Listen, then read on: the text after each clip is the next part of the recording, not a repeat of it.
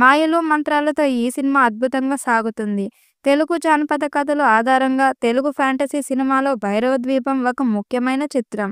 ఈ చిత్రానికి అప్పట్లో 8 నంది అవార్డులు వచ్చాయి. 2020లో వోగ్ ఇండియా దీనిని ఒక అద్భుతమైన ఫ్యాంటసీ చిత్రంగా పేర్కొంది. ఫ్యాంటసీ అభిమానులు తప్పక చూడవలసిన 7 తెలుగు చిత్రాల్లో ఒకటిగా ఈ చిత్రాన్ని చేర్చింది.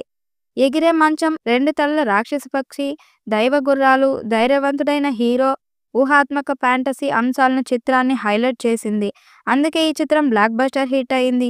ఇప్పటి కాలానికి తగ్గట్టు అద్భుతమైన స్టోరీ, ఫ్యాంటసీ అంశాలు, కళ్ళు చెదిరే గ్రాఫిక్స్తో భైరవ ద్వీపం 2 తీయాలని ప్లాన్ చేస్తున్నారు.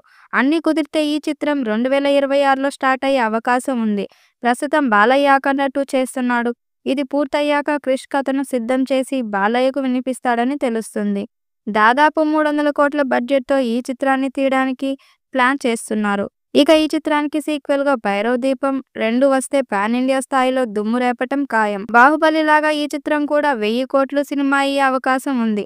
మరి భైరవ ద్వీపం 2 ఎప్పుడు స్టార్ట్ అవుతుందో చూడాలి.